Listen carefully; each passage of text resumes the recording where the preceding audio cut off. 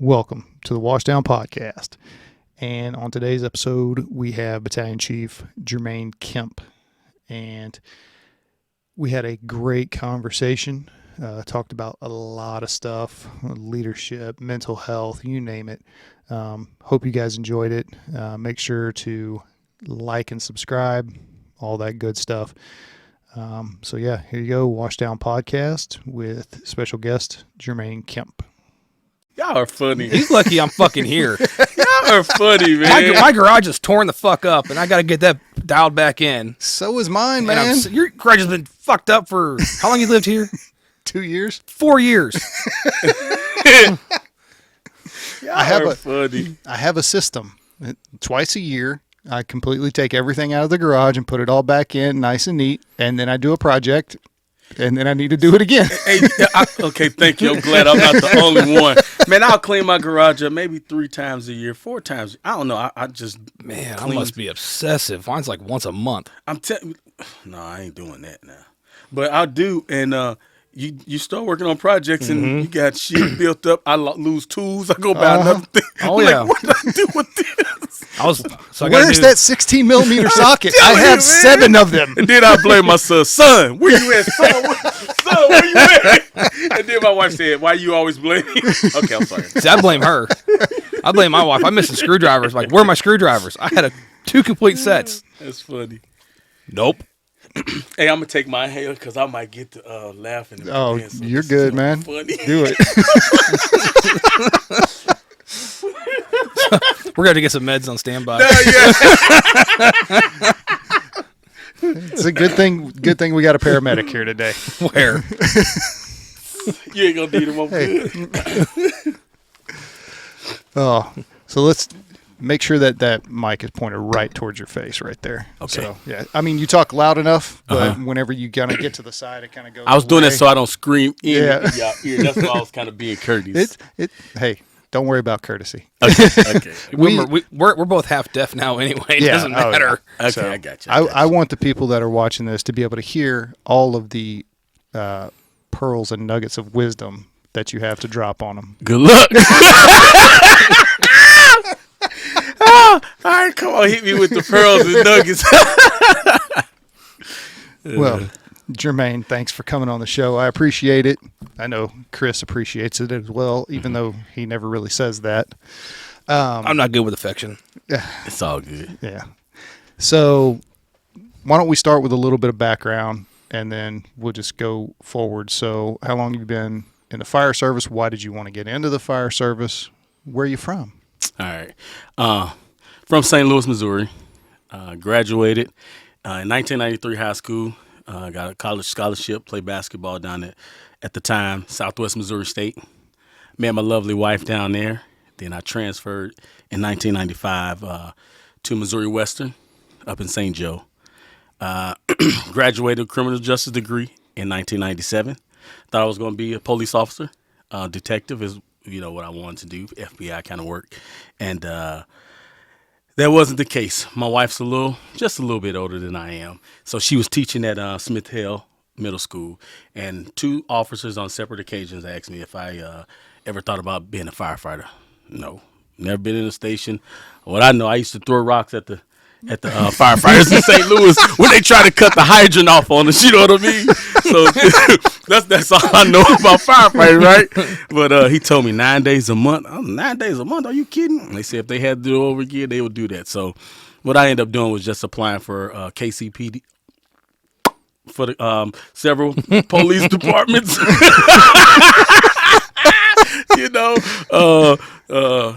Along with the fire, and I was happily chosen, to be a part of that organization. And I'm excited about it, 26 years in now, 25 and a half, but almost 26 years. So that's as far as fire service, that's how I got started. But I love helping people, and that's what I want to do with, as an officer. But, this is where I'm at, and I love it. So, and I can continue to doing what my passion is, and that's getting out in the community and helping people as best I can. Did that answer your question? That's it. We're done. That was great. He's always wanting to end stuff early. Me too. Finally. So you got on in what, 97? 1997, October. 97. Mm-hmm. So, yeah, that was right about the time they started doing the big hire, right? Yes. We had like 40. We started with 40. I want to say 45 in our class, and then several, dropped out along the way. Yeah. But yeah. That's when they started that. Yeah. Yep. And the class after us, I think it was 50. Yeah, I think it was classes of 50 until ours. Yeah. And that was 04. Wow. Yeah. They started. Mm-hmm. Yeah. I want to say it was that way, but there could be some small ones in there. I don't know. Yeah. I think there were a few classes like ours of 30, but it was mostly classes of 50. So, and it was hiring process after hiring process. Mm-hmm. It seemed like, because there's a lot of guys between your time and our time. Yeah. It's like boom, boom, boom, And I was happy because I was like, I'm finally getting some seniority. Keep them coming. Keep them coming, baby.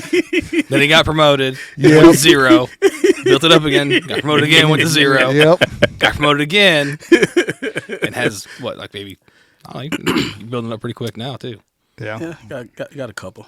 Few. So that's one of the things I did want to talk to you about is your job now, because you're a battalion chief, but you're the shift accountability officer. Chief, yep. So, what exactly does that entail, like on a day-to-day basis? You know what? And we talk about it. It's a lot. It started off a whole lot, but we're kind of evolving and knocking things off, with the help of others. But we're doing training around the department. Okay, doing some training and preparing for the season of training now. We help the deputy chiefs in the morning times with the lineup, especially when we go into mandatory. Other than that, they still doing the lineup, and we're just there learning, talking, seeing what the deputy does. Yeah. But helping with that mandatory, making those calls, you know what I mean? Yeah. Doing that. We run all working fire responses, regular alarms that have a working fire response, water rescue, technical rescues, just kind of helping battalion chiefs as needed.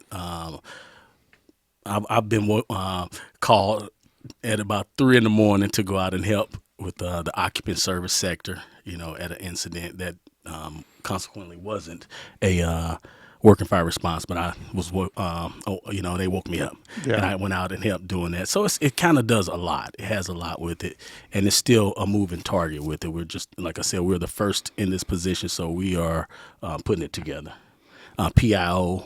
We do a little PIO on scenes so the battalion chiefs don't have to worry about that. They can stay focused on what they're doing, and we take care of the media.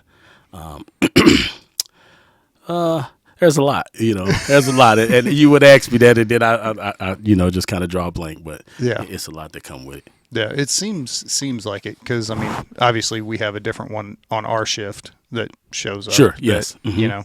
But it just kind of is like one of those things of, what are you really supposed to be doing? And it's not like he's not doing stuff. It's just like you don't see it. It's a lot of behind the scenes stuff. So they don't do anything. Draw that salary, have that vehicle, and then don't do shit. Right? Yeah. It's a lot that we're doing. Yes, it is. Yeah. And even on scene, had a couple instances where was fortunate, to come around the corner at the right time and stop an action before someone got hurt. So I think it's always good to have, two eyes, sets of eyes on the scene. Especially in the battalion chief role, because guys are out doing what they're supposed to do, taking care of the task. And sometimes get blindsided, by other things, or tunnel vision, I'll say, and don't see certain things. But Well, I know from my perspective as being the safety officer, it's definitely nice to have somebody else that I can go, okay, you're watching these special people. I'm going to go over here and watch this. I'm going to go watch these guys. Yes. So, and then, it also helps a little bit whenever I can go, hey, can you tell them to not do that because they're not listening to me? Mm-hmm. And white shirt carries a little bit more authority. Sure. So your white shirt, though, should have informed them, hey, what he says is my message. You know what I mean? So, and I'll leave that at that. We could just go right on over and go past that. Yeah. I got you. That's why I like Pumper Life. It's so much easier. Dude, it's like you're a caveman. Water, red stuff. That's it. I know there's more to it, don't get me wrong. Because you were a DSO for a long time. I was 7 years. Yeah. So, I mean, I think it's a great position. Mm-hmm. And, I think you learn a lot of things in that position that you wouldn't normally learn if you were just a captain on a pumper or a truck or a rescue. Yep. There's a whole different side of the department that you have to be proficient in. Exactly. And honestly, I think it's something that you should do before you take that battalion chief test. Man, I mean, it was invaluable for me, just seeing everything that a BC goes through. Even sitting in the meetings, understanding the politics, dealing with personnel. It's just a lot that comes with it. Yeah. I think I was fortunate to have gotten that spot and being in it for such a long time. I think that, like what you just said, most captains should, at least be interested in it if they're thinking about that upward mobility and want to be promoted. I think they should at least spend some time in that seat and see what happens on a day-to-day basis with the battalion chiefs. Yeah. Mm-hmm. So getting to that battalion chief level and potentially moving on past that, when did that start for you? Like, when did you start saying, okay, I want to promote. This is my career. I want to get as high as I can get. You know what? I only know one thing, and that's being honest. And if we can talk here, right? Yeah. So I did not aspire to be a battalion chief. Truth be told, right? When I came on, I knew once I learned the system and once I learned, moving up the chain and how everything works, I thought I'd be comfortable in the captain position. You hear all the jargon and the talk. You be a battalion chief. It's a lot of work, babysitting, all that. So I kind of got comfortable and didn't want to deal with it. But in my situation, being African American, our numbers are low, right? So I felt impelled to get promoted, right? Yeah. I know I can do the job. I knew I could do the job. Like I said, I've been around it for some time, but just, didn't really feel the need at that time before I decided I'm going to take this test, right? Yeah. Even with the pressure from my peers, they were all say, hey, you'd be a great chief. We think you ought to take this test. And I know that I would be a great chief. I knew I would be a great chief. But it wasn't in me at the time. I didn't want to do it. I'll say that. I'm not going to say it wasn't in me. I just didn't want to do it. I move at my own time, and my dad will tell you that. You know what I mean? Hey, I got a lot of whoopings, boy, because I'm going to do things in my own time. So that's kind of what happened. And I said, once I commit to it, once I decide to take it, then whatever comes with it, I'll deal with it. You know what I'm saying? I'll take care of the responsibilities. I'll, do my best in the position. And so I made that decision to take the test, and I did. So I want to go back to something that you said about the numbers of African Americans being down. Mm-hmm. Why do you think that is that we have such a hard time recruiting? And not even specifically African Americans, but minorities in general. Mm-hmm. Why is that an issue with getting them into the fire service? I'll say this. I'm not exactly sure. It's just my opinion.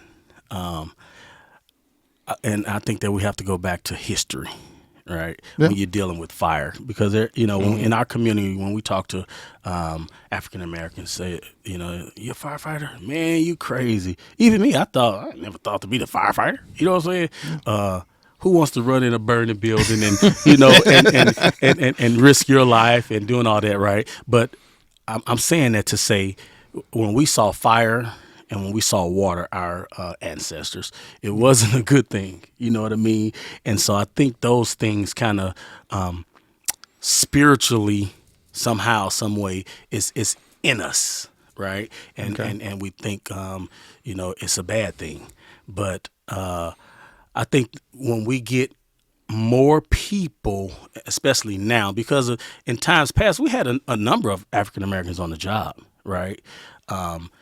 But now I think that the trouble is they don't see us as much in the community. You know what I'm saying? Inside the core of our city. It's not a lot of us there now, right? And so people do what they know, what they're comfortable or familiar with. And so when you run, when the department show up at their houses in the inner city, they're not seeing a lot of us to be inspired, right, by. And so I think could be a part of it. It's just my opinion. So I want to be a police officer, right? Because in my neighborhood, when I was growing up, one, I had relatives that were on the job. And two, we had a guy named Bernard and Gilkey. They were detectives, and they would come in our community, and they take us under their wings. They take us to the baseball game, Cardinals baseball games, to the football games, take us camping and things like that. So that's what I saw as success, and that's what my partners saw as success. I have two partners that are police officers now in St. Louis. And so I think we are familiar with that or those fields or jobs and, duties. So when you talk about why do I think we have a tough time recruiting, I think that's a big part. I think it's a big part. And so if we can get, I think more African Americans just throughout the city, even up north, you know what I'm saying? There are African Americans up here too, Mm-hmm. So we can get us just into different pockets. It don't have to be all black. You know what I mean? I just think that's a part of it. It comes along with the recruiting aspect. Yeah. So I had a conversation with a guy about something similar, and how there were certain stations that were, you had certain stations that were pretty, and it's not by any coincidence, but there were white stations, there were black stations. It wasn't segregated or anything. Mm-hmm. And his explanation was it was a comfortability thing. Yeah, without a doubt. And it makes sense. Without a doubt. When you grow up in a neighborhood and it's predominantly one, that's what you're comfortable with. Mm-hmm. It's the same thing when you're at work. You want to be comfortable and at ease. And if you're with people of a certain culture that you don't know much about, you're not. It's kind of like a better word. It's not. You're not comfortable with, and I was like, I'd never put. I was like, because I don't care. I like people. Right. Sure. So no, you don't. I know I don't. You hate people.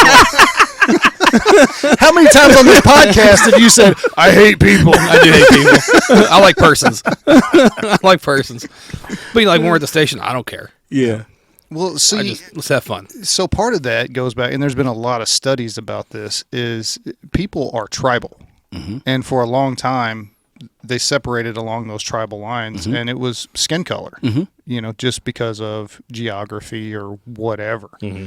And, I was thinking about this today in the shower, and you guys... That's really weird. Correct me if I'm wrong. Why is it weird? Think about that in the shower.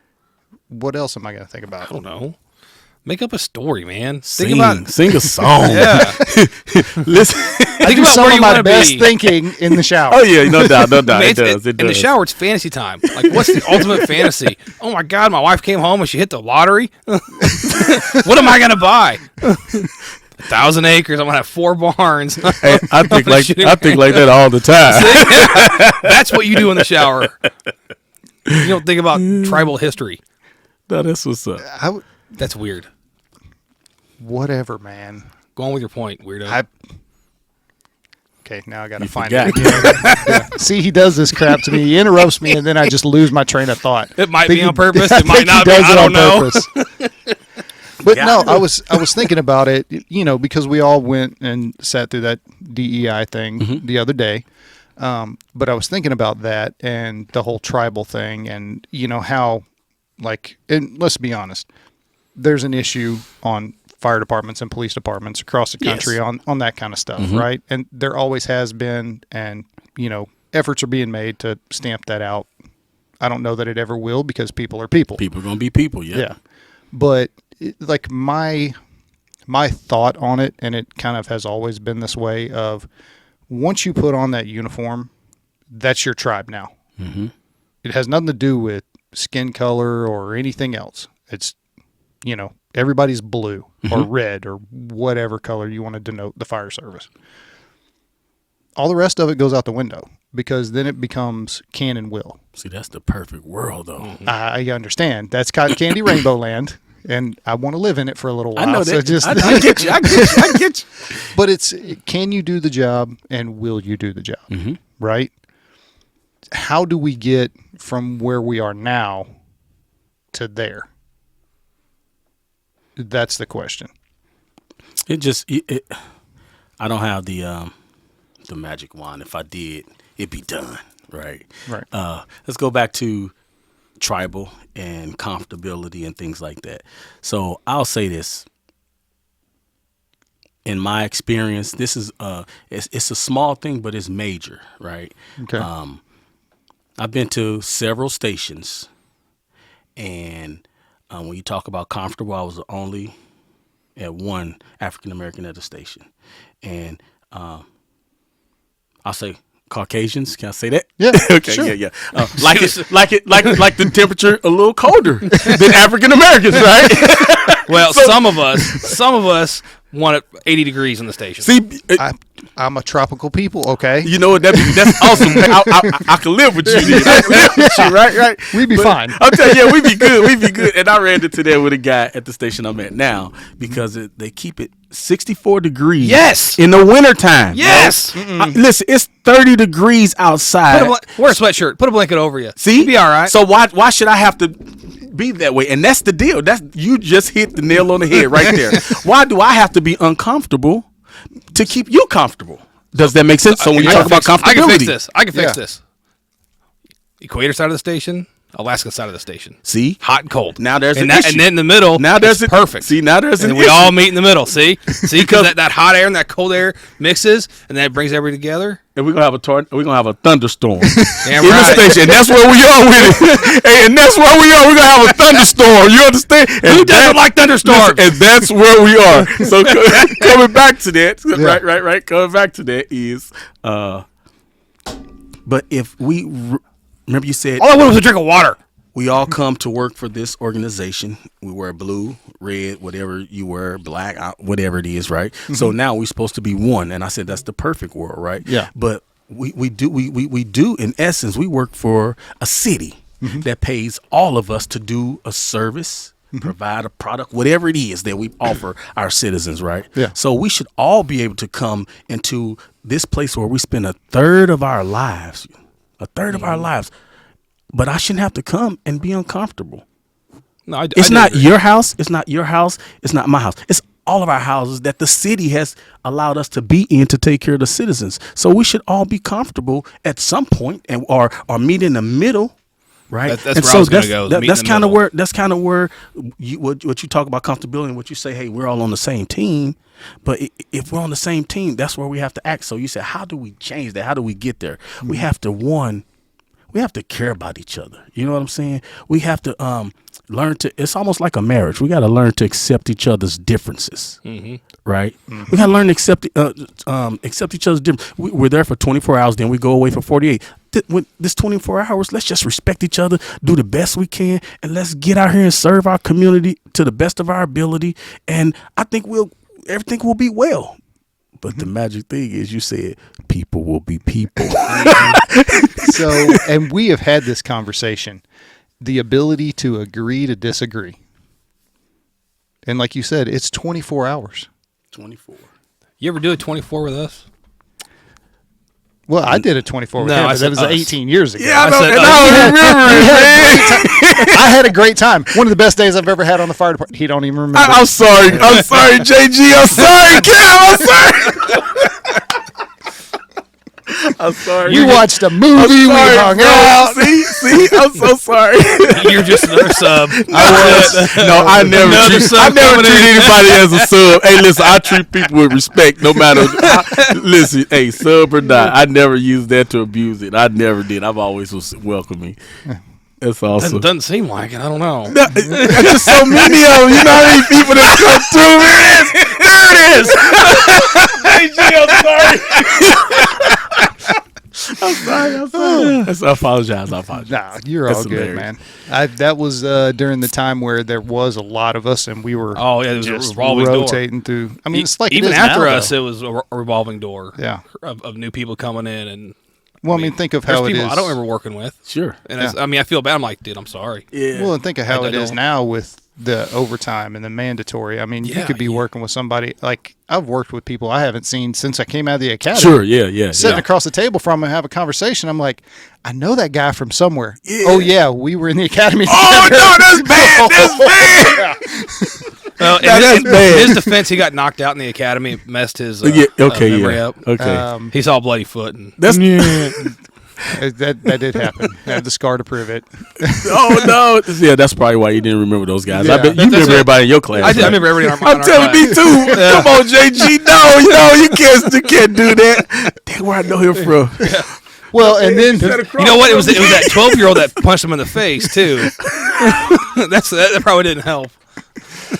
yeah, there was a period where I did a lot of mixed martial arts, and I wasn't so great at dodging. No, So, got you, huh? He went to the Rocky Balboa school where you just keep taking the punishment and just take keep 'em. moving forward and wind up with the brain damage. in Yeah, Rocky but 5. but I won though. Better than Rocky. He lost. I won all my fights. Where you gonna be? See here, he 10 lost. years from now. 20 years. But I won. I won though. I don't remember him, but But I won. I won. No, but we've had that argument with the temperature in the station for years because he wants it hot, I want it cold. So, and one station it got bad at one station, but there was other people involved. But you got to hit that middle. 74, 75 is too hot. Yeah. So 64 is too cold. I'll admit that's way too cold. Yeah. I shouldn't see my breath. mine is my comfortability. I think, because I could do 72, 73. I sleep with a fan all year long. Me and my wife, since I was a kid, so I could turn the fan on. I'll be okay. But I think for a station, maybe 69 to 70, 71. 68 to 70 is about your sweet spot. So I'd I think give you that's the sweet 69. spot. 69, 70. Yeah. 70. I think 70 is the sweet spot. I'm right there with you. I'm telling you. 70 is still in the hot range. You got to go to the cool range where Got a it's cool range. 69 and a half. Yeah. I'll tell you, man. So tell me, do you keep your thermostat at 64 at home in the wintertime? Just curious. I don't No, know. I won't keep it at 64 at the station either, though. I'm telling you, I want to know that. So That's something that I often in our want to house, know. it's between 68 and 70 In the winter. In the summer, and about 70, 71 in the winter.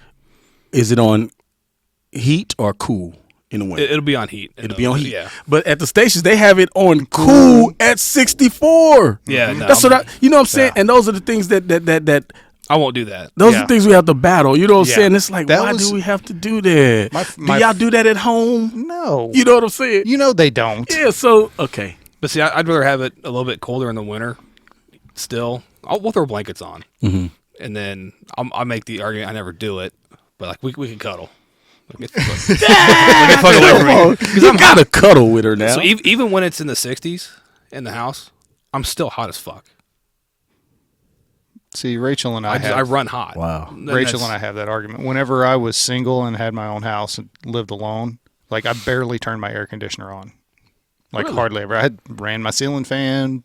That was fine. So it'd be like 80 degrees in my house, and I'm like, I'm sitting here watching TV. Really? I'm fine. No way. Yeah. Well, so I grew up in Louisiana. Oh, We yeah. did not have air conditioning until I was 16 years old. Yeah, you ain't got to tell me. I already know. I Yeah. have relatives down in the So- South, man.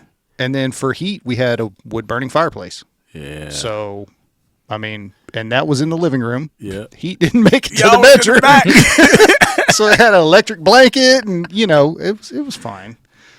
But yeah, the air conditioning thing, like even like my wife and I still will kind of go back and forth on it a little bit, because in the summertime she wants the house at like 72, 73 degrees.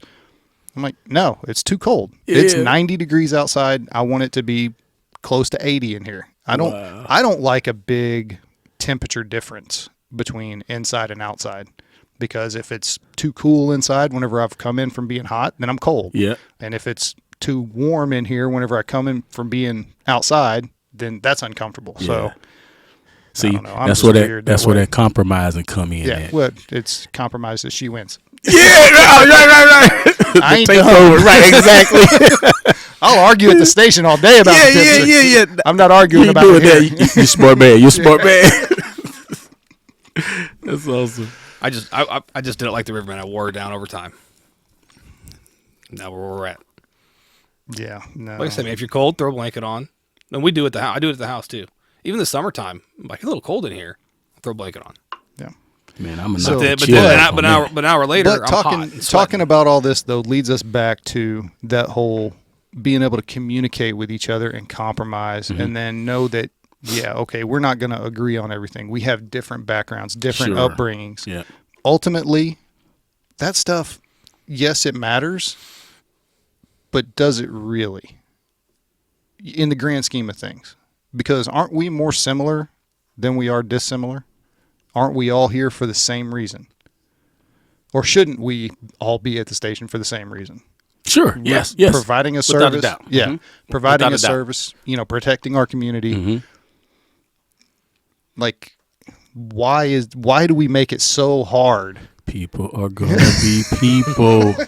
So now, even in being people, we just have to learn to respect each other. You know what I'm saying? When we talk about this, for that 24-hour period, that's where you talked about leaders. Mm-hmm. That's where those leaders come in at. And when I say leaders, I'm not just saying those people that are in position, because there are some firefighters that are great leaders, right?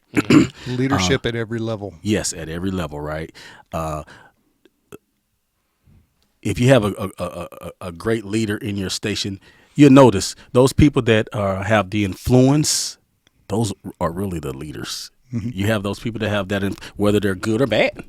Yeah. You know, what we call good or bad. You know, it's all relative. But those people that that has the most influence at your stations or in life, wherever they are, those are your leaders.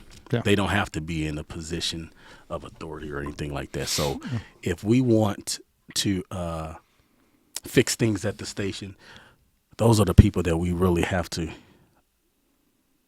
get involved with, or get them involved in the political aspect of the job. If we want to change the job, right, as a whole, we got to get those leaders. People want to know that value, right? Mm-hmm. When we were in the DEI workshop, we talk about values in there, right? Mm-hmm. So people going to do what they value, right? If I value you, I'm going to make sure you're okay. Make sure you're comfortable if I value you, right? If I don't, I don't give two craps. Hey, listen, we like it this way. This is what we're going to do, or whatever, right? But so we have to get to those influencers in the stations or on the job, wherever we get to them, and have them to take the message, right? That's why the next workshop, I think we need to bring more in from the stations, because it'll probably be the same people at those workshops. I've only been to in that DEI space 3 times. That was my 3rd time there. But now I'll come back, and I'll come back, and I'll come back. I thought the one we did was really good, and ever since then I've been preaching it to everybody. Yeah, so that's what we have to do. I bring it up in conversation, or I'll just start the conversation with it. Yeah. Like, you need to come, you need to hear the message, and so watch this, because it wasn't the message that had been preached for years in the media. Sure, it was a totally different message. I'm like, I'm in. Yeah. So we gotta even we say we need to. Hey, come on out, man! Come join us. Let's make a difference in what we want to do. Right? we may have to go as far as, hey, I'm coming to pick you up. You gonna be ready at this time? Hey, let's roll. You know what I mean? Yep. So that's a part of that. You can start banging on doors. Yeah. You got to get buy-in. Yeah. So That's the hard part. to affect change on the department-wide level, you have to get buy-in on every level from a majority of the people, right? And like he said, you know, the message that has been passed around and preached for that kind of stuff is not what we heard when we went there. Sure. It was totally different, right? Yeah, it's 100% And different. Sitting in those work groups and, you know, having those conversations about, hey, we want this. We want accountability. We want standards. We want, you know, I'm like, yeah, that's what we all want. Why are we struggling so hard to make that happen? You know, we could talk off camera about department specifics and stuff, but it's like everybody needs to somehow, we need to get everybody on board with the idea that we're here, we are one team, we have a mission. And I think that's kind of fallen by the wayside a little bit.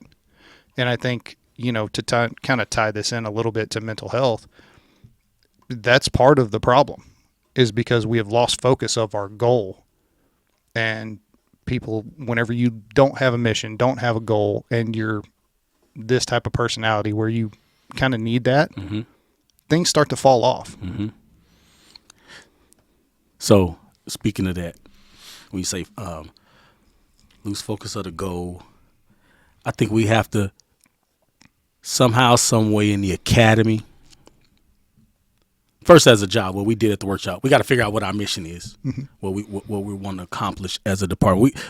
For the most part, everybody know we're here to help serve, provide a service to our citizens.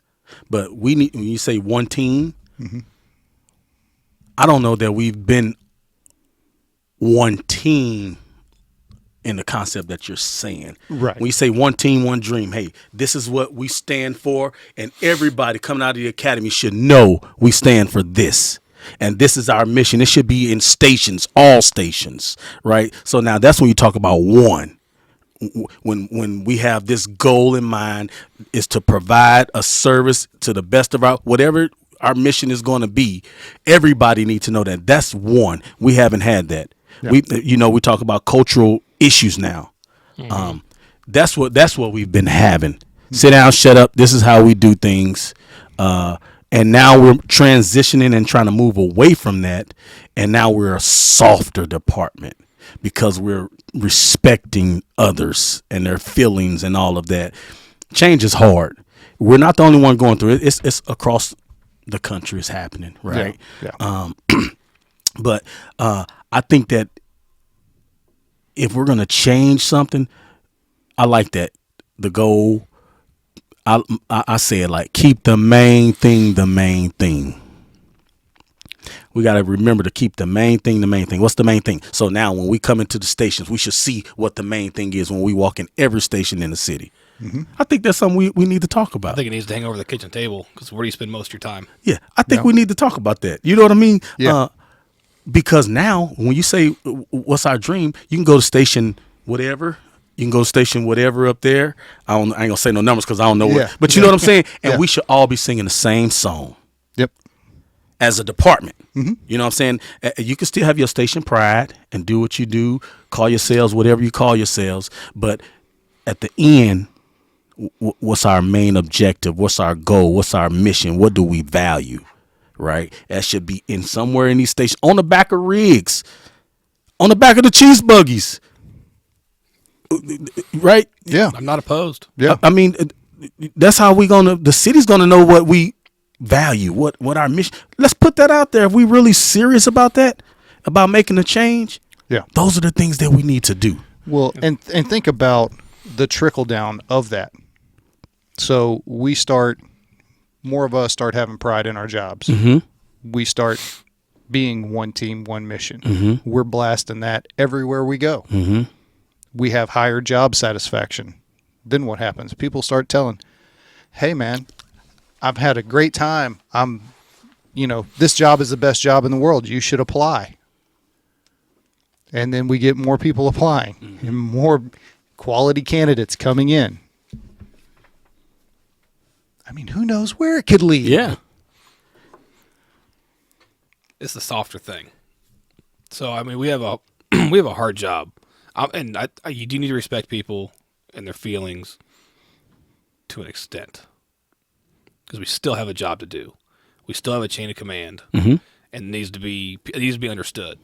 I'm not giving you an order because I don't like you. I'm giving you an order because this is what we got to do. Fine, that comes with it. You know what I mean? And it seems like that's being taken out a little bit. I don't. In place not by everybody. Okay. But I've watched it, and I'm not going to do that. Oh, okay, I'll go do it. No, motherfucker, that's their job. just like okay. That's it, though. Listen, I'm not saying take that away rank for a reason, and so we go on a call. I'm there to watch, right? So we get a fire. I'm not touching that fucking nozzle. That's not my job anymore. My job is to keep you safe.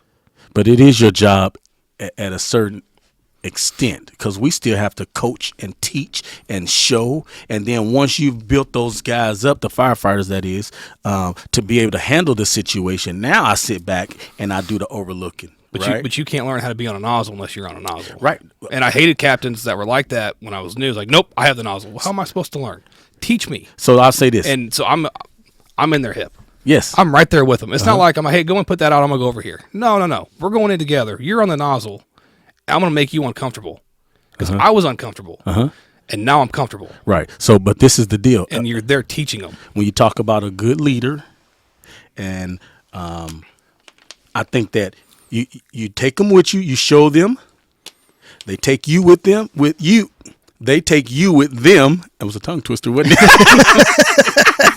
That was a tongue twister. They take you with them. You go with them. Now they show you that they can do that. And then they go and they begin taking other people with them and showing the way. Now you don't have to show all the firefighters. Now your lead firefighters are going to show other guys. And now, you know what? You've just duplicated yourself. But when you say, hey, I'm the captain, your job is to go do this, they may not be very good at it, right? And so now, hey, let me show you how to do this. Like teaching my daughter, babe, this is how you merge on the highway. I'd show her. Now your turn. You go out here, she's going to go out here. Nope, you didn't do it right. You got to do it this way. You know what I'm saying? So yeah. I'm not saying take the power back from the captains or the leaders or whatever. What I'm saying is I think that a good leader, remember we talk about influencers. Hey, let me influence you on how to fight this fire, how to go a little deeper and not be like, I had a good captain. I won't say his name. He taught me how to handle some heat. Cap, my knees are burning. Crouch. Cap, it's burning my nose. The rubber in my mask burning my nose. You might see it's a little light right here. I got burnt. I had a blister right there. Cap, breathe, relax. We're going to see how much heat you can take. Like, I'm ready to get the hell up out of here. Right? Hey, no, I'm serious. But he showed me in the process how to handle that heat, how much I could take. I had tiger stripe on my arm. I got, had blisters on my shoulder here, right? But he let me know how much because he took me in. So now when I'm in with a firefighter, you're going to be all right. Breathe, relax. Let's get this, right? Now he showed me how to be confident and assured me, right? I got in the fire at a fire station. Flames all around us, man. It was hot. Some flames came around the corner. I didn't even see. Then the captain said, hey, let me get that nozzle. He took the nozzle and we went and beat the beast over there, right? And the captain that I learned from was the captain before this captain I was with at that time. And the captain that I was with, he burned his face. We took some heat. But you know what? I remember to stay calm. I'm telling him, Cap, let's get down. Down, Cap. I'm down. Down, Cap. I tell the story to everybody. Down. And he didn't get down as low as I was. But he was in there fighting that joker, but I didn't take the beating that he took. Yeah. Right. So I'm saying as a leader, and we got to show him first that you have that responsibility as a supervisor to show them. And now you can back up and you can supervise, do your job, because now I know they know what they're doing. And that's why you're right there with them. Yep. Yeah. So and you're teaching them as you're going along. Sure. Like I'm not opposed to showing first. And it kind of goes back to how I learned. So, like when I was doing the medic stuff, so I go through medic school. Now I'm getting credentialed. Mm-hmm. Sit there and watch. Make sure I don't fuck up. That's how I got to do this. But you was being credentialed. But I'm still learning how to be a medic. I know book medic. I don't know field medic. It's two different things. I think the thing is you have to know your people. Sure. And you have to know, okay, is this a person that I can give the nozzle to and just be right there with them and just point out some things and they're going to be okay? Or is this somebody that I'm going to have to show this to? Mm-hmm. And I think the only way you find that out is through training. Yep. Going out there doing evolution training. It's a 4-letter word, man. Yeah, I know. But going through Tell me I'm wrong. Tell me I'm wrong. Going through evolution, you have to know your people. And that goes back to the conversation that we've had multiple times about setting people up for success. And, I'm a big fan of the crawl, walk, run method of training. You start at the very bottom level, then you just advance until they're proficient at whatever it is they need to do. But you have to know where their crawl is at. Mm-hmm. So, and everybody, like we've talked about, everybody's an individual. You can't just say, okay, I'm going to teach everybody the exact same way, because everybody doesn't learn the same way. Right. So you can see it in their eyes. When you walk in, like, hey, I don't know how you guys run things. I'm not here to change anything. But if we get a fire, you get the nozzle. You can see it in their eyes, that they're going to be comfortable with it or not. That tells me what I need to know. Okay, I'm going to have to be on this nozzle. That's fine. But you're going to be in my hip, and I'm going to teach you then. But if you see their eyes and they want it, okay, you got it. But I'm still right there with you. Because that's how I learned. It was, here's the nozzle, let's go. Now, if you get somebody who just got out of the academy, no, you're not going to give them the nozzle. Because you've got more teaching to do. Sure. Before then. But you can see a lot just by certain things. You just got to pay attention. Read the body language. Because most people in this career field aren't going to tell you, I don't want the nozzle. No. Mm-hmm. Because nobody wants to have that reputation that comes with that. But body language and eye contact and all that stuff tells you a lot. Just got to pay attention. Sure. Isn't that what I just said about knowing your people? Is that what you just said? I broke it down for other people. Yeah, there you go. Jeremy talks like he's snooty. I talk like a real person. Jeremy's like, I went to a class once, and I stayed at Holiday Inn that night. I talk for regular folks. Are you my... I'm your interpreter. You're my Luther. You're my translator. Key and Peele, come on. Key and Peele. Am I the only one that remembers that guy? I do remember that now, yeah. I didn't watch a whole lot of Key and Peele. I've seen a little bit of it. If it's not on TikTok, I don't know. That's where I see the Key and Peele and I laugh. So that was back when Obama was president, and who was it? Jordan Peele played Obama. I remember that one. Uh-huh. And Keegan-Michael Key played Luther, his anger interpreter. So he get up and repeat. Yeah, he broke it down. Yeah, okay. Yeah, I do remember seeing that, though. Yeah, I remember seeing that. Yeah. I'm just not that angry. I'm not yelling. That's funny. Okay. I don't yell. I talk in a loud, authoritative manner. A lot. Okay. I don't even know what to say to that. Yeah, because I'm right. Look at you guys. Take my water now. Teamwork. Teamwork right there. We argue a lot, but shit works for some reason. Don't know why. Well, we were on the same crew, the first time for 7 years? Something like that. Yeah. Between 6 and almost 8. Yeah. Somewhere around there. I don't know. But we got to the point where we worked together for so long, we didn't really have to talk on calls. Mm-hmm. We just kind of knew he's going to do this, I'm going to do that, mm-hmm. and it was just... How it worked. Made it work, wasn't it? Yeah. Yeah. It was synergy. Fluid as fluid could be. Yep. Yeah. Yeah. Even at fires, it was that way. Yeah. Especially apartment fires. You know what? And you're by yourself in 110-degree heat before the fire, and you're the truck and he's the pumper. Yeah, and then Hey, you, where you at? yeah. Oh, and then where are you? Then you switch halfway through. Yeah. I was like, I'm tired. I can't do this anymore. And I can't reach anymore either. That's the one time where I was like seriously concerned whenever we came out and he took his face piece off and I was like, oh, you're about to die. Yeah. Oh, yeah. It started getting black. Like, I was like, uh-oh. You closing in on you, huh? Uh-oh. Yeah. And then it came back, and I was like, okay, I just need some water. Yeah. Drink some water, change your socks. You'll be fine. Yeah, that's pretty much what it was. It's like, I need 5. I took my coat off, and that was huge. Yeah. I was like, oh, I feel so good now. The temperature change, man. Yeah. Yeah. Oh, it was massive. Like, it was hot that day. Oh, yeah. It was middle of August. We've all been Middle of the there. day. Now, everybody hadn't been there, but for the most part, we've Yeah. been there. If you worked it, Yeah. Yeah. for some time, you're going to get it.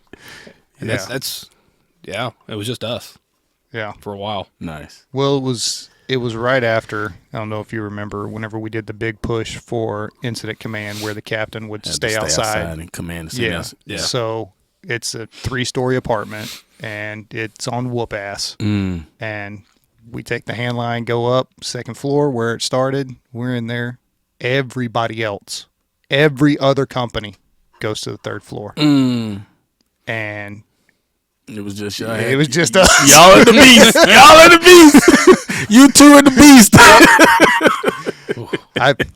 I figured out people use spools as coffee tables. Right, yeah. That was that fun. one threw me. I was like, Yeah. you got do the dog thing where you cock your head to the side. Like, why are you laying down now? Shut up. Yeah. I'm trying to breathe right now. This mask is cutting off my airflow. It was fun. So what else, man? Let's keep it going. So, a hot topic, you kind of hinted at it when you talked about mental awareness. And we were in a workshop, Yeah. and you brought it up, and Yeah. that ended up being the best thing, because that's important. Yeah. And I'll be the first to say that I've had some issues, even from a childhood, growing up where I grew up at, and things like that. Having several friends get shot, right, and having to endure those kind of pains, mentally. Ran into some depression, at an early age. Yeah. And now it's the awareness is getting out. A lot of people finding ways to release stress. But I remember at a time I didn't have that. It was just my mom, right? And she's like, babe, we at the table, she praying and crying with me. You gonna be all right, but we ain't go to no doggone therapist. The black community, you crazy, you think you know what I'm saying? You crazy, you think like that. So I used to think, man, am I crazy? Am I going crazy? What's going on? You know what I mean? But it's just stress, Yeah. and it was some things that was going on in my life that brought all of that stress on and caused me to go into depression. I had a black cloud follow me, man, for I bet 7 months nonstop. You know what I mean? Yeah. And so I'm saying this to say, having experienced that, I wouldn't take it back or trade it for nothing in the world, because those stresses helped me to be who I am today. And it's helped me, man, so much on the job, especially when I was a young firefighter, when it seemed like panic attacks started. When I got on the job, it seemed like everybody started having it. I'm like, oh, I'm not the only one. So now I was able to coach and help some of our patients to get through. You know what I mean? Relax, calm down. You having a panic attack. At that time, nobody knew what it was. Everybody was freaking out. You know what I mean? Oh, It seemed like having a heart it just, attack. it seemed like it, yeah, having a heart attack. It seemed like it just hit the community, man, all of a sudden. And me having gone through what I went through allowed me to help people in that time of their life when they were experiencing that. Right? Makes sense? Yeah. And so Absolutely. now I just think that more people still, because there are still some people that are going through and don't know why they're going through what they're going through. And since we're being open about it and it's in the forefront of, it's on the news all the time now, you know what I mean? Yeah. So commercials, are talking about it. So I think that we still need to get that message out, to let people know it's okay that you're going through, that help is on the way. I like Dr. Strother. I think that's his name, David Strother. I love hearing him talk because he's so point blank, Yeah, up we front, talk about keeping it real. I'm like, keeping it real, you know what I mean? He puts it out there. So he speaks like we do. yeah, I'm telling you. He's like a bunch of firemen in a room. Yeah, Firefighters, you sorry. know. So I think that that's a good thing if we can all, I ain't gonna say just be sensitive to it where, we're like, oh, woo, woo, whatever. But hey, it's a real thing and it's okay to feel that way, but let's get you some help. Yeah. Right. Well, and I think that's the key to it, of acknowledging, hey, this is something that I'm not going to say everybody, but a large percentage of us will deal with at some point in our career. Sure. And for the longest time, we had a bunch of those, to use a big word, maladaptive coping strategies, alcohol, drugs, sex, whatever. And, it's becoming evident. It probably always was evident that those things don't work in the long run. Yep. But yeah, you have this issue. You can recover from it. You can get better. And that's part of the conversation that I think is talked about, but it's not. I think it needs to be more in the forefront of that growth phase afterwards, especially when you're talking about PTSD and stuff. You talk about post-traumatic growth of you went through these situations, you were able to come out the other side stronger, more resilient. That was the weakest sneeze ever. No, it was a stifled yawn. like a little cat. It wasn't even a sneeze. It was more of a snort. It was like a yawn that kind of went away. And I was making a great point, and you just messed it all up. Sorry. So, but coming out the other side and being able, like you said, of, hey, I went through this as a kid, and then whenever I got on the job, I was able to recognize that in people that I was running, patients, and being able to, not necessarily be a therapist for them, but in the moment, being able to help them and say, hey, okay, this is what, this is what's happening. Just take a breath, do this, because you went through it and were able to come out the other side. Exactly. Yeah. And I think that's what needs to be pushed more to the forefront. Now, I do think there's situations, and everybody's an individual, but there are times whenever someone has just stacked so much and so much and so much that, they're going to get through it and they're going to come out the other side, but it may be the best thing for them to leave the profession. Because why keep exposing yourself because of the things that you've seen? So, and I think that needs to be part of the conversation too. And there's no shame in that. Sure. Of going, you know what, I did my time, whether it be 10 years or 15 years or 5 years, whatever. This job isn't for everybody. Sure. So let me ask this. Dr. Strother talk about the boxes and everything.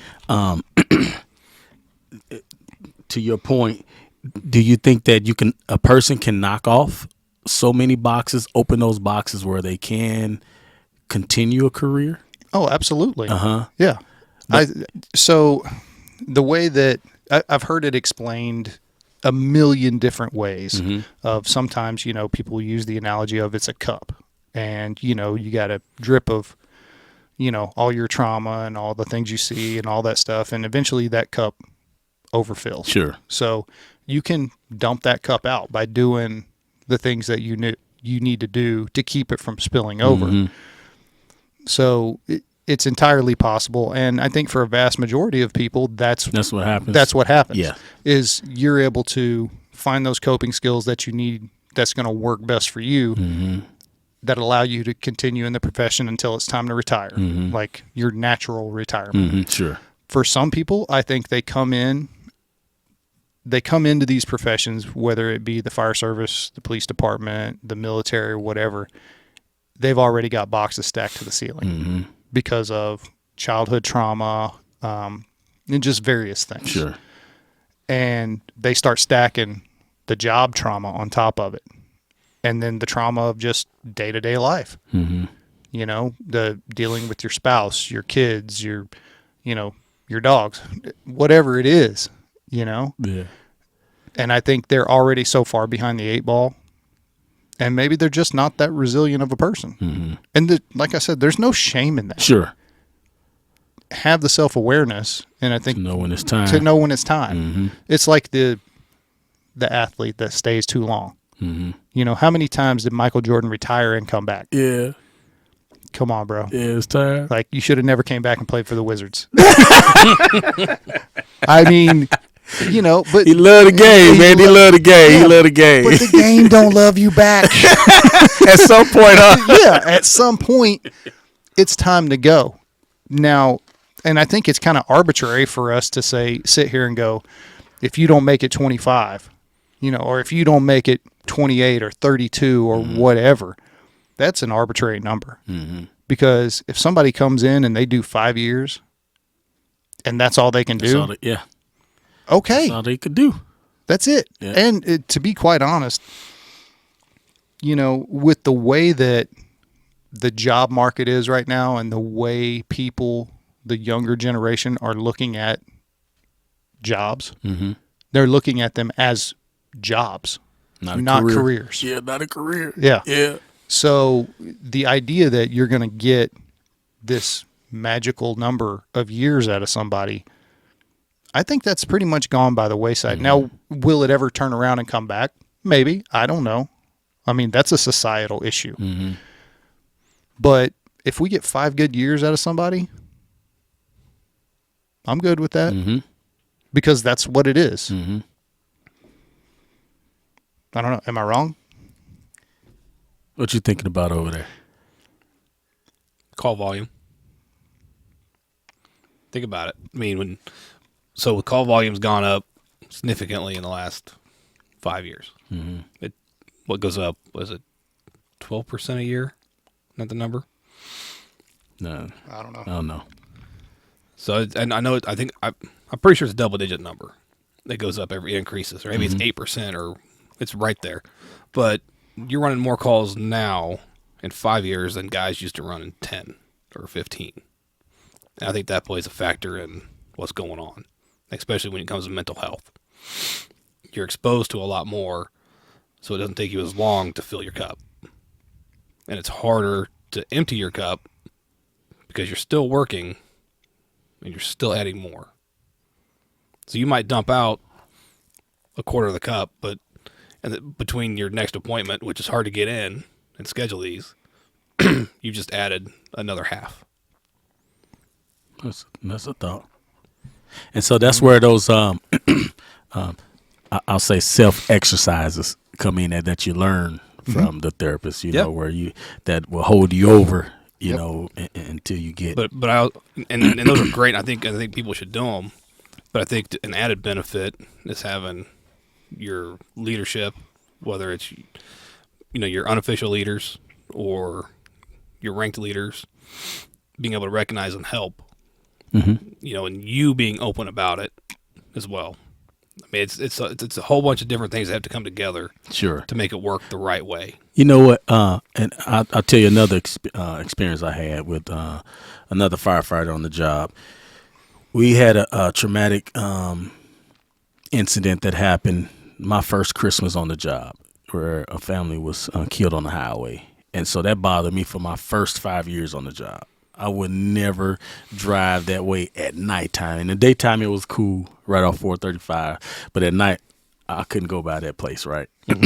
So I had got promoted driver, and I guess I was driver for some time. Maybe I was working overtime. Nope, I was WOCing. And so I went out to a station I was WOCing, and the driver at that time, he was WOCing as well. He was in the class. He came on the class after me. So we both were on the same incident, right? Mm-hmm. And so somehow, some way we got on that conversation and we talked about it. And he said it bothered him the same. He said, you know what helped me? He was a poetry. He wrote poetry. Mm-hmm. And he said, you know what helped me? He wrote a poem, and he said it at this place in Midtown. He said after he said it, at that place, he said it freed him. I said, man, you gotta let me hear it. I said, you got no book that is it? You can say it.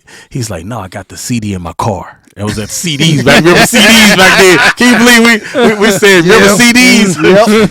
Yep. He would have got the CD out of his car, man. And I tell you, He played it. I heard it. It was like magic. After listening to that, my box was, I think, not diminished. It was gone, because after that, I could ride down 435 and think about it, look over there, and not have any issues with it, right? Yeah. From that day, or that night, because it was that night when it happened, from that night when he brought that CD in that station, to this day, I've never had an issue with riding by that spot on 435. Well, and that's part of it, is sitting there and talking to somebody, Yep. you know, and saying, okay, we were on the same call and it bothered me. Yep. And being okay with having that conversation. Uh-huh. And sometimes that's all it takes. Yep. Like, we sit here and we talk about, you know, culturally competent therapists and these recovery programs and all this stuff. That's way downstream from what needs to be happening is communicating at the kitchen table, talking and being open to having these kind of conversations and saying and being honest with each other and going, yes, that happened. sucked. Yeah. You know, I mean, it was a bad call. Let's talk about it. And for people to feel comfortable with having those conversations and being honest. And it was freeing to me, man. When I just Yeah. we had that conversation, it was freeing. You know what I mean? It was a life-changing event in my life. You know what I mean? And things happen for a reason. But I wonder. I don't wonder. But if I wouldn't have talked to him about that night, and we didn't share that information, what would the next 2-3 years be like if we didn't have that conversation? yeah, You know what I mean? it would have been more of the same You know? and potentially could have snowballed. Yeah.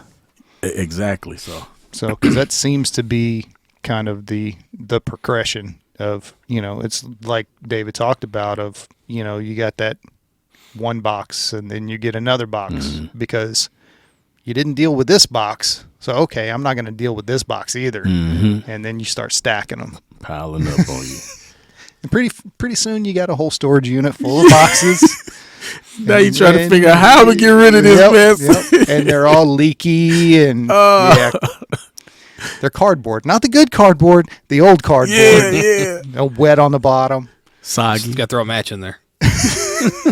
That is not the right option, Chris. Why would you say that? What do you think therapy is?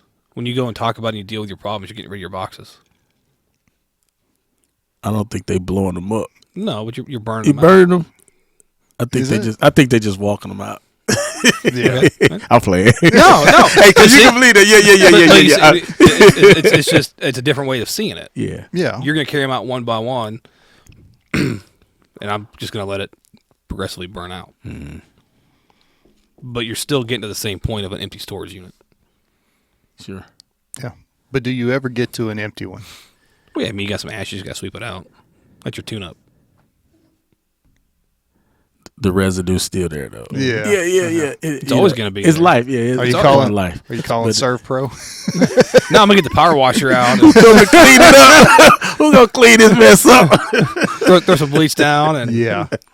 Well, and scrub I it clean. I mean, but that's what you're doing. You're continuously working to clear that space out. Yeah. Well, and I And think it's never going to be clear. Let's be honest here. yeah. You're going to go through stuff even after you retire. Things are going to happen. Well, and I think that's And you still got to deal with it, and you're given the tools to deal with it. Whether it's a dolly and you carry stuff out, or if you're going to light that cardboard box on fire to get rid of it, and then sweep out the ash. I mean, either way, you're still going to have stuff left because a wet cardboard box leaves shit on the ground. We've all moved them, yeah. but you just continually keep working and cleaning that area out. Well, and I think that's the good or a very good point of it's a never-ending process. It doesn't stop. Because especially if you continue in the career field, you're going to see more stuff. Right. I mean, that's the fact of the matter. Sure. So you have to continually be working. It's not I went once and I'm fixed. Done. Yeah, done. No, you might have fixed that issue. Yeah. But guess what? What's behind curtain number 2? But even when you retire, it's still there. I mean, you're going to see things in the news. You're going to drive past areas. Even if you move to another city, like David was talking about, we all move. Or Yeah. a large portion of firefighters leave the city that they worked in. but those other cities still have the same issues. You just don't see them there. You're just No, taking them with you. But you're taking yours with you. But now you're going to be exposed to what that city's, and you're going to see a big fire on the news or whatever, or on your Facebook or whatever, and you're going to remember one of the big fires you had. So it's still there. Well, yeah. When I see it, I'm be like, man, I bet they having fun. You know what I'm saying? Depending on how you see that thing, Yeah. you know what I mean? I'm like, hey, I remember when. But not everybody sees it that way. Yes. True, that's true. But that's the goal, though, is you can see that kind of stuff, and it's not going to be attached. Those memories aren't going to be attached to the same emotions. That's the point of therapy and recovery. You're still going to remember stuff. Mm-hmm. That stuff is, hopefully you're going to remember all of it until the day you die. It's getting the emotions that are attached to it disconnected. That's the goal. And I don't think that we'll remember everything. You know how many calls we've run over the years. Yeah, you know what I'm saying. The gory stuff. You know what I mean? Yeah. And it was. I don't know if this happened to you guys. Is early in my career, you run up these calls and it's all gory. You want to see the gory stuff. You come back, you be thinking about them. You can't eat. You know what I mean? Yep. You're like, oh. And then I don't remember when. I bet you probably my third, fourth year is when I could run a call. It could be as bad as can be, and I'll come back and eat. Don't even think about it anymore. Did you all have that experience? Was there a transition where y'all thought about those things? We'll be praying for those families and thinking about the kids and everything, and then you come back and you can eat, you can go sleep and don't even think about it. Did you all experience that? So I think for some types of things, yes. Kids calls still bother me. So, and I still have to do. Really? And I don't know. I don't have kids. Yeah. But for me, that's always been kind of like my button. Really? So. It's a lot of people say that. Mm-hmm. What about you? Kids always have gotten to me, but about 2 years, I was like, yeah. Unless it's a GI bleed. We already ate though. That doesn't count. Yeah, I threw up on a call. Yeah. I didn't know if I should ask that. That's all right. No, it's not a secret. I was barred from making those sandwiches for multiple years after that. Oh yeah, man. I can eat them now. It's fine. Yeah. Well, it happened 15 years ago, so I hope you can eat it now. Yeah, it was probably a good 3-4 years where I could eat one. Yeah. But been laying there for 3 days in it, just having that constant bleed. Dang. And you smell before you hit the door, you could smell it. And then it was summertime, and he was under the covers. And when the medic walked in, he did that, just wafted everything, and it brought all that smell up. We've been there. We all been there. I had that happen. I told the guy, I was like, hey, you can go. We'll take care of this. You can go. Get out of here. You get out of here. We'll take care of this. And the daughter was pregnant, and she couldn't handle it either. Oh. I was like, you go too. We'll take. And all I could think about is, if this was my mom, I would want somebody to help her out in this situation. Yeah. You know what I mean? And that's what but I was like, hey, go. You go. I said, ma'am, you go. We'll take care of this. Yeah. And that's the job. It was bad. That's the job, though. That's the kind of stuff that we do that people don't think about. Yep. It's like, oh, I'm not cleaning that. Well, that's kind of our job. Yeah. That's, and that's what a couple guys like, man, you did that? I was like, yeah, man, that's my job. No, we don't pay us for that. We just here to do that. I'm like, hey, it's no big deal to me. Go ahead. I'll take care of it then. I think that's Whoa, sorry. But I don't know. I don't want to get on a soapbox, but it's one of those things of, are we there to serve the community or not? Because we're the people that get called when they don't know what to do. Yeah. We're the last resort, and we are expected to go in with a solution. Mm-hmm. Might not be the right one or the best one, but it's a solution. Mm-hmm. And there are certain things that we're called on to do that are, quote unquote, outside of our scope of what we would, we're there for an EMS call or for a house fire or a car wreck or whatever. Well, yeah, that's kind of what we do, but we go beyond that. Yeah. What is it that's in us that will cause us to take it to that next level? Yeah. Right. And like I said earlier, that's why I signed up. I am a helper. If you take my shell off, I think you'll see love and help. You know what I mean? Yeah. I love people. I'm a people person. You know what I mean? Unless you don't love me back. You don't love me back, then I'm not gonna love you. You know what I'm saying? I ain't gonna do nothing to hurt you, but you'll show me that love back. Yeah. Okay, you over there. But we'll agree to disagree. Yeah. Yeah, but I think it's valid though, because I think not all of us, but most of us that go into this career field are like that. Mm-hmm. We want to be of value to our community. Yeah. We want to serve. We want to make our city or our town or whatever a better place. Sure. And this is our way to do that. And I think that gets lost somewhere along the way. Yeah. You get beaten down with the politics of the job or, of the running the bad calls. Mm-hmm. And you kind of lose your way of why you started doing this in the first place. Yes. And that's where I think we have to be reminded. That's why we got to figure out how we can do that. Once we get that mission or that whatever it is that we need, we got to have a reminder. Like in Notre Dame when they go playing, and they have that sign, they hit it going out the door. You know what I'm saying? This is just a reminder of who we are, what we do. You know what I'm saying? I think we need to figure that out as a department. Yep. Right. Every sports team I've ever. I hate Notre Dame. I just use it as an example. I just use it as an example. Every sports team that I've ever been on has had the same thing. Over the locker room. There's door, always something. Yeah, over the locker room door, smack it as we leave the locker room and go out to play. Yeah. Every team has had that. Why don't we have that on the fire department? On our team doors, huh? Yeah, on our team doors. On our team doors, yeah. You can put it on all the bay doors. I mean, it's just You know what I mean? somewhere As in you're the coming out, station, 'cause- though, so we can know, what our mission is. I can't wait. Listen, I'm looking forward to that day. I think that we're in a good place right now. I think some amazing things are about to happen with the department. I just think that it's going to take some time, but you know what? We are part of that change. You know what I mean? And we have to be the carriers of that, to the people. And I think that once we're better, our community is going to be better as well. Yeah. You know what I mean? Well, I think explaining what we're doing or wanting to do will help, not just leave it as, I don't know how I want to say this. Fuck it. Just going DEI, because it turns a lot of people off. Yeah. Because they don't know. Because I was turned off on it for a long time until this last one. Because I was like, no, I'm not doing that shit.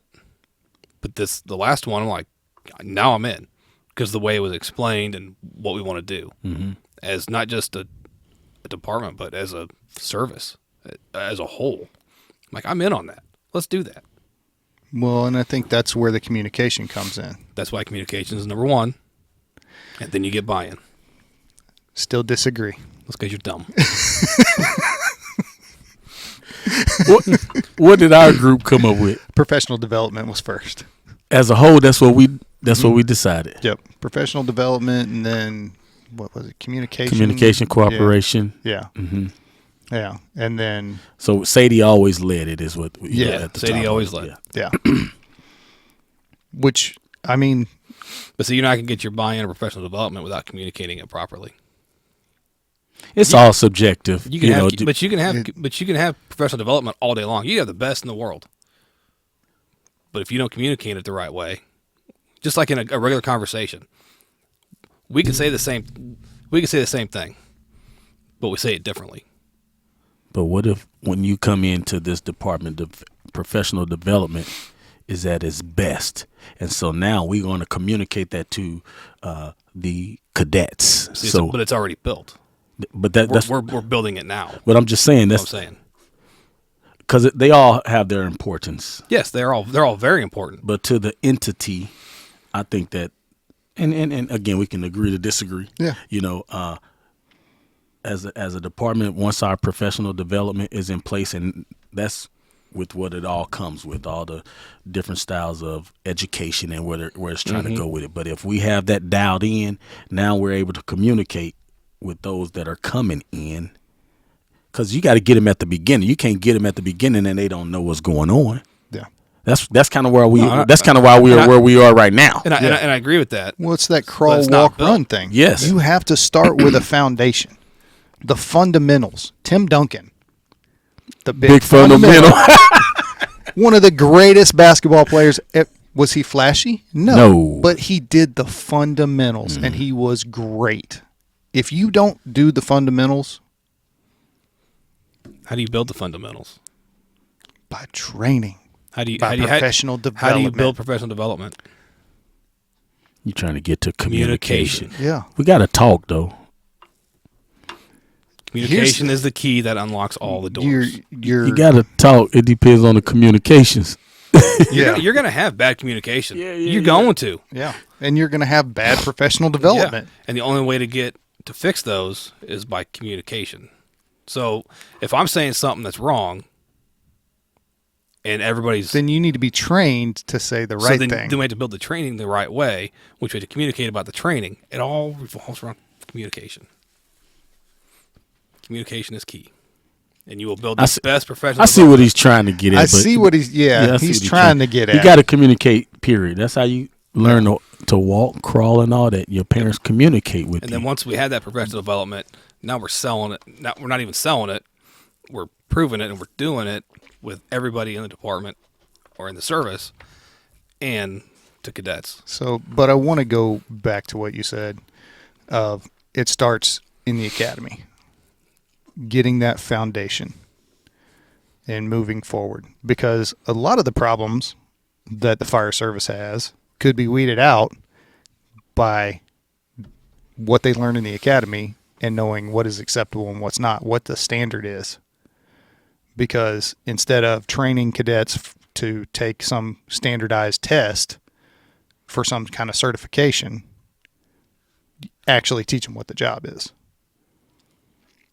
And a lot of academies, they focus solely on whatever their state test requirement is. And then once they get out in the field, it's like, okay, well, yeah, you learned. The real world. Yeah. And that's, I think, and obviously they still have to be taught to pass the test or whatever. You still going to need that. You still need that. But they need the other side. I'm not big on standardized tests anyway. I think they're stupid. Always have, even in school. But this is dumb. That's because you're dumb and you can't follow the standard. You can't meet the standard. Don't believe that. You're not dumb. I know I'm not dumb. You're smart. You're intelligent. I'm only dumb in one way. You know how that way is? You're I'm smart. friends with this fucktard. You're intelligent, Chris. You're not dumb. I have to keep saying it because I learned that a negative thing, when somebody tells you something negative, you got to come over that thing with about 5 or 10 positives. You are smart. You are brilliant, Chris. I love this man. Yeah. Positive reinforcement. Hey, you and me podcast together. Fuck that guy. Where are you going to do said podcast? I don't care. We'll do it outside in the street. No, I'm not coming to break this up. No, I'm not breaking this up. This is a dysfunctional friendship. He's dis and I'm functional. Oh, yeah, funny. But no, I mean, that's part of it is realistic expectations, right? Of what you're really going to see and what you're really going to do.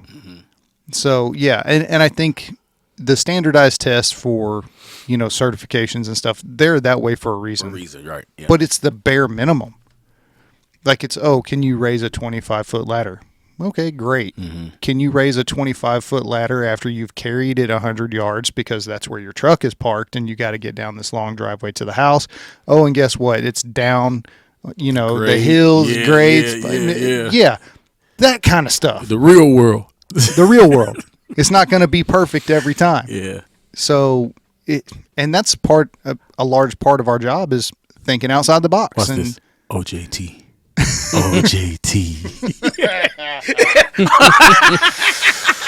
I'm sorry. I'm just saying. I don't disagree with it. So I know there's certain departments that have you carry a book for your first year or two on the job, and you have to check things off. training wise, and be proficient at things. I right? think I heard of that. Have you heard of Yeah. that? So there's departments that do it around the country.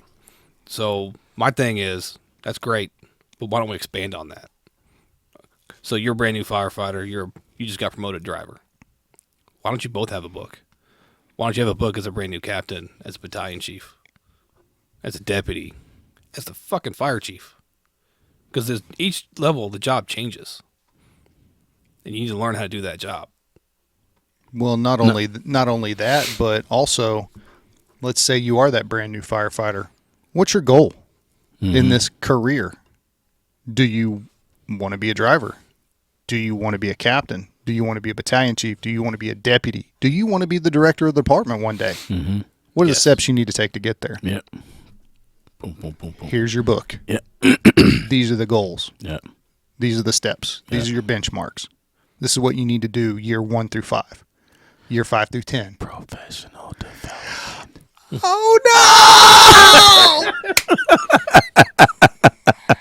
And how did we get there? We communicated. Suck it, I win. Sorry. I apologize. That was kind of rude. And Funny. But no, I mean, it's a great point. all that stuff goes hand in hand. You know, how do we set people up for success? And I think, and in that book, you got to have the mental health awareness and education as well. Mm-hmm. Yeah, I think that's part of it. I mean, if you're going to take care of your body and protect it throughout your career, in whatever way you want, you got to do the same thing with your brain. Yeah. Yeah. Well, It took me an hour and a half to scroll all the way back to get there.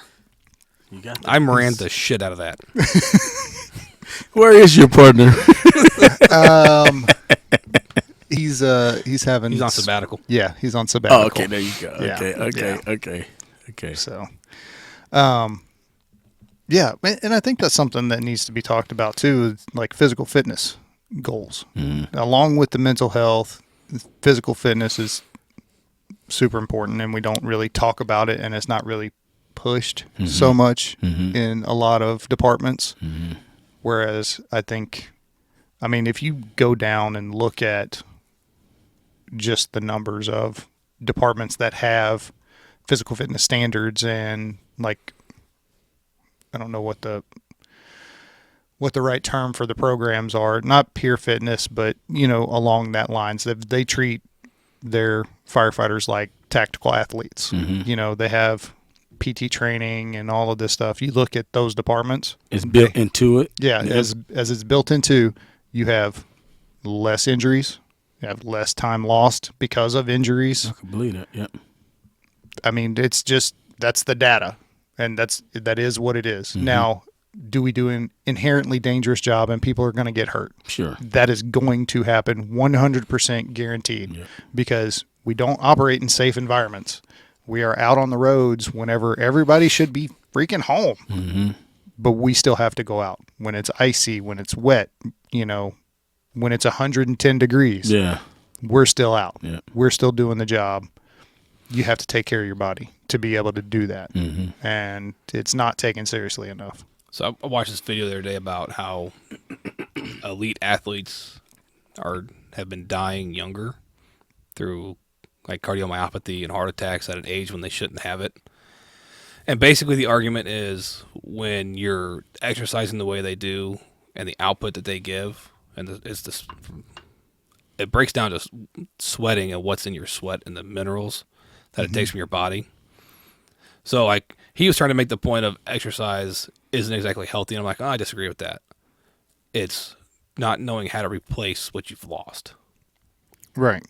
Rehydrating, proper diet. Well, rehydrating isn't just drinking water. No, it's electrolytes. There's a Minerals and lot everything. of stuff that you, like 60 something minerals that you lose or something is what he was saying. Yeah. Like I didn't dive down deep into it. I just saw the surface.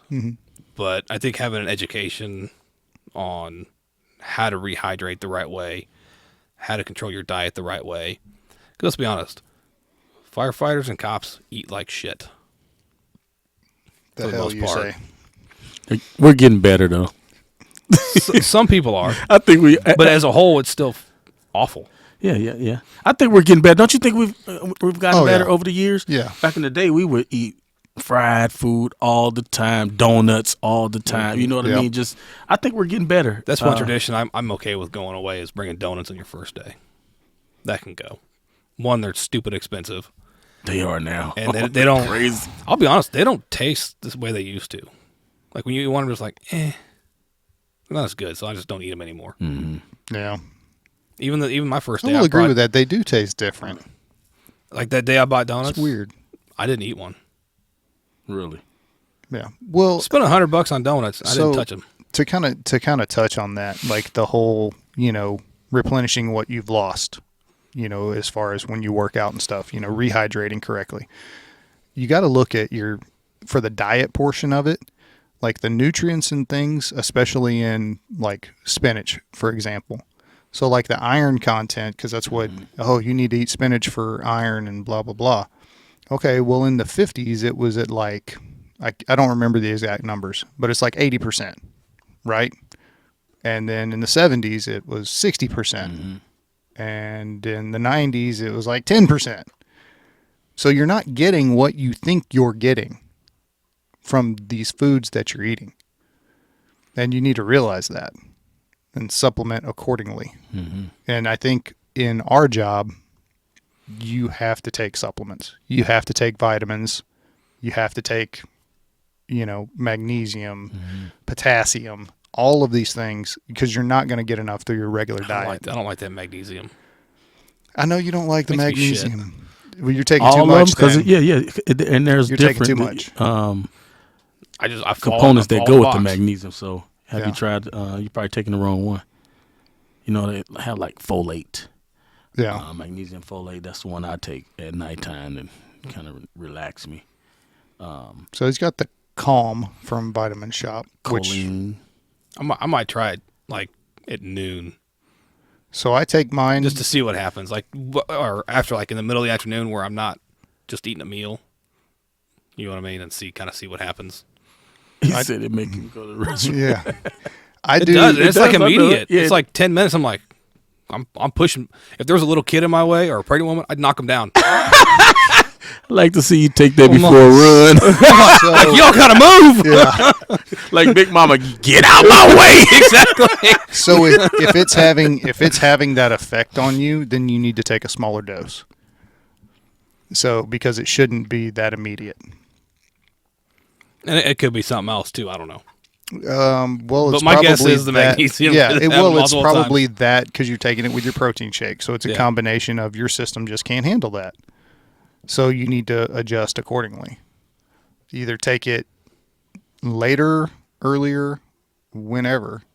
Don't take them at the same time, or back off. If you've tried taking them separately at different times, and you still get that same effect from the amount that you're taking, then take less, because your body may not need it, because that's how it gets rid of excess stuff. You hear, Coach? Coach just broke it down to you. Do not encourage him. Coach, I like that, Coach. I like that. I like it. I like it. Thank God this is my last one. That's a friend. That's a friend right there. He just saved you. He saved some kids. Yeah. Saved some underwear. Hey, man, I'm just stimulating the economy. That's all. Toilet paper underwear sales are through the roof. Oh, my goodness. That's funny. All right. Well, do you got anything else? I don't. You don't? I think you guys are doing He said I'm out. He tapped. Yeah. That's all good. He's like, I don't even know what I'm going to say coming down and coming in. I enjoyed you guys. I didn't. It's been like 3 hours. I don't know how long it's been. I don't look at the clock. Hour and a half. It ain't been that long. I hope it was some good content. I'm not sure. I think it was a phenomenal episode. I appreciate it. Awesome. Thank you. Thanks for the invite. It's all about having fun. Yeah. Talk about serious stuff, but laughing and enjoying your time. That I did. I enjoyed it.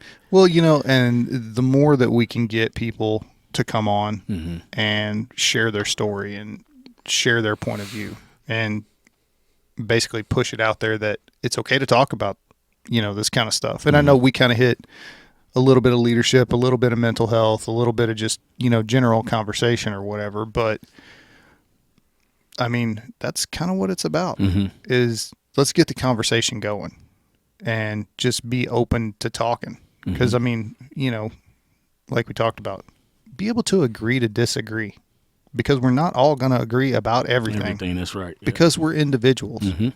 And we all come from different tribes, if you want to call it that. Yeah. But we got to realize that we're not that different. So, I don't know. That's my soapbox for my final thoughts. Nope. Chris? Nope. I'm going to pull a Jeremy. I'm not going to give one. I always give a final thought. You don't always give one. Yes, you I give do. your little speech. He did good. Final thoughts. When we talk about a department, I just think that, almost piggybacking off what you said, we just respect one another, and agree to disagree, compromise, right? It's 24 hours, 2 to 3 times a week. That's not too bad. Remember to keep the main thing, and that's servicing our citizens of the city, and learn to trust the people we work with, care for them, and then I think we'll become a better department. All right. They will become a better service as a whole. Yeah, no doubt. Because somebody's got to be the first one to make that change. It doesn't matter which department it is. And others will start following because they see it works. Right. Lead and from the communicate front. to each other. Communicate between departments. Look at what their professional development's doing and build on it. You don't have to reinvent the wheel. Yeah. Lead from the front. Somebody pick up the ball and start running. Yeah. I like this commercial. I think it's by Cisco. It says, we don't make a lot of the products you buy. We make a lot of the products you buy better. So we don't have to recreate or reinvent the wheel, but just take what's already there and let's make it better. Yeah. So I think we start with who we are and work together, and we put it out there. I think we'll be a better department. Yep. Yeah. All right. All right. Good deal. Thanks, y'all. Appreciate you. Thank you for coming. I appreciate it. Okay. I'll wait you shut it down. Hey, you're going to start adding that 988 into your What? It's your on closing? No, put it in the comments Okay. or in the video description every time. Okay. So if you I don't watch watched them them, because I'm here for them. yeah. I know what we talked about. So thanks for caring so much. Anyway, everybody, thanks. This is why I keep threatening to quit. He can't quit. He's not going anywhere. I can't quit. He won't fire me. This is not going This is anywhere. the worst unpaid internship ever. He's not going anywhere. Man. I'm gonna put this shit on my resume too. You have to. Yeah. You have to. Worked on a podcast. Horrible boss. Quit talking negative. Hey, you're not a horrible boss. You're awesome. You're Thank amazing, you. Jeremy. I appreciate that. JG, you are a great boss. Thank you. Great boss. He likes me. Hey, we got open spots. I'm just saying. You want to bid in? All right, everybody. Thanks for stopping by.